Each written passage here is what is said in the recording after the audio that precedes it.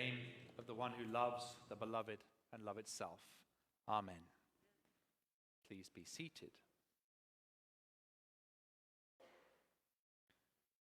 What have you been binge watching during the pandemic?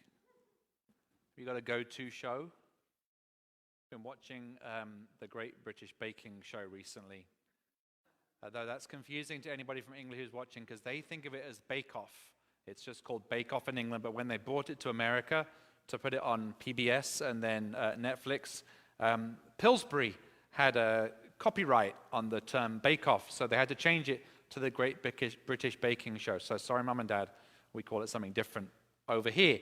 But I've been watching it, and it's really comforting. I don't know about you, but like seeing in this chaotic period of time with all this craziness happening around us, seeing people take ingredients, put them together, put them in an oven, and a cake comes out. It's really kind of calming. Sometimes it doesn't come out right, but that's okay. It's the idea. The other thing that I love watching is The West Wing. Any of you like The West Wing? And The West Wing I like, and I must have seen it 10 times over. That's an underestimate. I've seen it many, many times. I know the whole thing. I know how everything's going to end. Some psychologists have said that in times of stress, we watch favorite shows over and over again because we know how it's going to end. Does that make sense? We watch shows over and over again because we know how it's going to end, because we don't know how today is going to end. We don't know under COVID what next week's going to be like. We don't know with all of the political upheaval in our world what things are going to be like in a month's time. So we watch shows that are familiar because we know how it's going to end. I'm thinking about that. Also thinking about how I learned to preach years and years ago. I learned in the late 90s, early 2000s, and I was being taught by people that learned in the 60s and 70s to preach, and they had a couple of rules. Don't talk about yourself too much. Well, I ignored that one. Sorry. And don't swear, even if you're making a serious point, because people will get so distracted by the swear word that they will just lose track of everything else you're going to say. Except Nadia Bolz-Weber has completely made a career out of ignoring that one. If, though, I was critiquing Jesus' sermon today in the gospel, I might say, also steer clear of really extreme metaphors. Jesus, the cannibalism is too much. It's like the whole sermon becomes about that, and then you can't kind of get past it. I don't know if this makes any sense, but he does say at the beginning of the text, eat my flesh and drink my blood, in order to receive the divine from heaven in your lives. It's too much, cannibalism. But we've all heard it before so many times, haven't we? And we have reconciled the metaphor, and we've thought through what he was really saying, which was symbolic, maybe Eucharistic, and we've stepped away from just how difficult the thing is that he's saying, and we've recognized that what he's saying is receive the divine presence in your lives, and it's like food that will bring you to life, and that's a great thing, and we've accepted that. Except his first audience didn't. And we've only accepted it like that because we've heard it so many times before. Like me watching The West Wing over and over again, I know how it's going to end. I know what all the metaphors mean. We know what the Eucharist is, so this text doesn't seem quite so offensive. But the people who were first listening to him had trouble with it. So it's interesting because Jesus seems to be saying to us, receive the divine life in your life. But he's also doing that by using such an extraordinary and an extreme metaphor and image that he's trying to grab them and almost shake them to see how important this is. And he's also demonstrating that, I think, he is prepared to get close to things which are dark and difficult to deal with in order to fully open himself up to the divine coming from heaven. Somebody in the Bible study this week one of the Bible studies I was in, I think I was in 3, somebody said, this is a problematic text because in the ancient Near East, the idea of cannibalism was really taboo. And I was like, in the ancient Near East. It's like pretty taboo for me. Jesus is leaning into the idea of a taboo, of something that makes them really uncomfortable. He's getting close to something really dark. And he's saying he's prepared to go there. He's also, in the context of John's gospel, anticipating his own death, recognizing that for his life to be given for others, he has to lose it. And he seems kind of nonchalant about this. Maybe not nonchalant, maybe just unafraid. Jesus isn't scared of this darkness. But we often are. We are often scared of the darkness in our lives.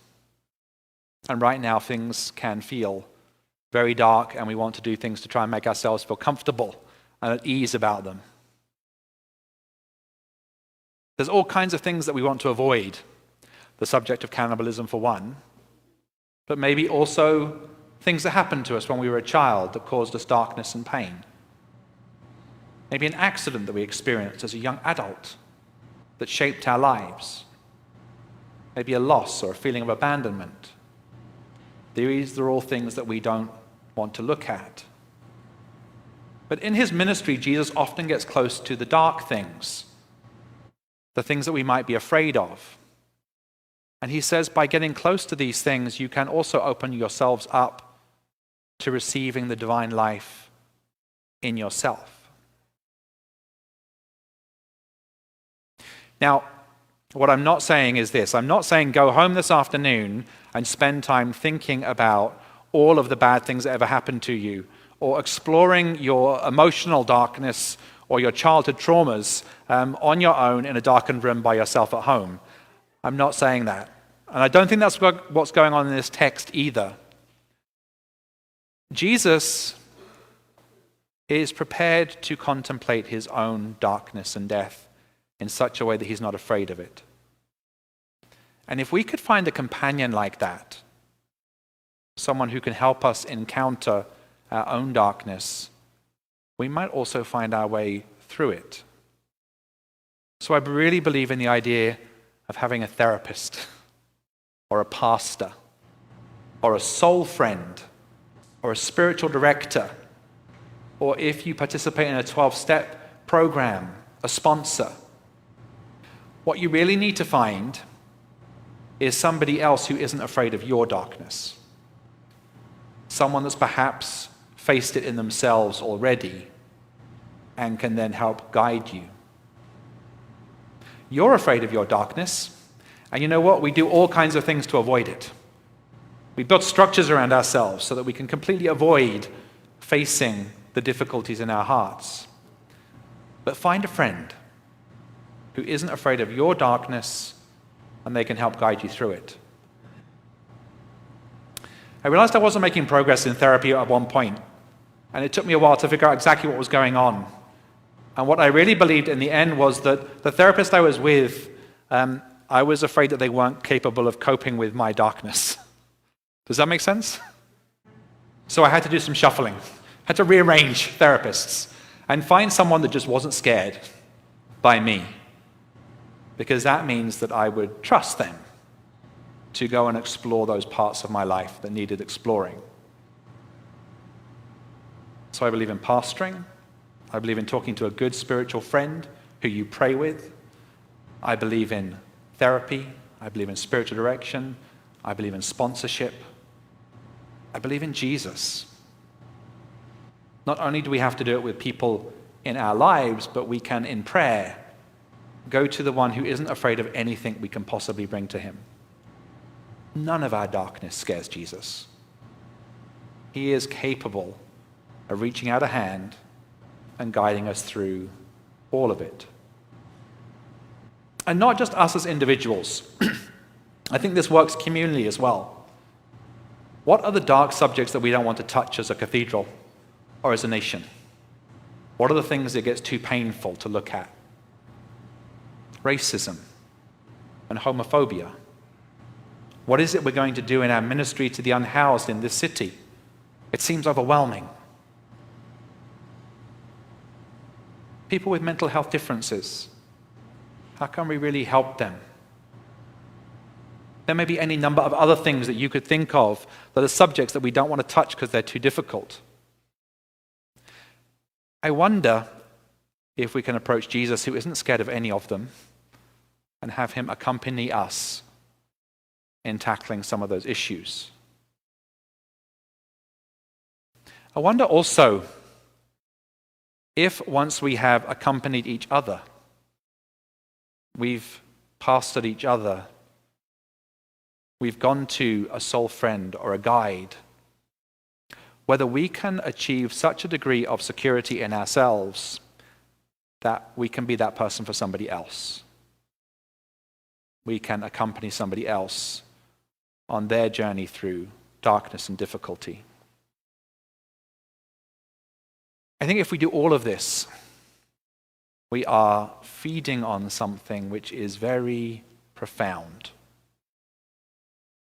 And like the Eucharist, we are receiving the divine life into ourselves, and then we are capable of sharing it with others.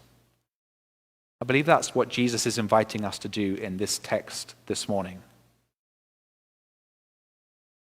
And please don't think I think it's a bad idea to binge watch TV when you're feeling stressed out, because I think a little comfort, particularly at this time, is okay.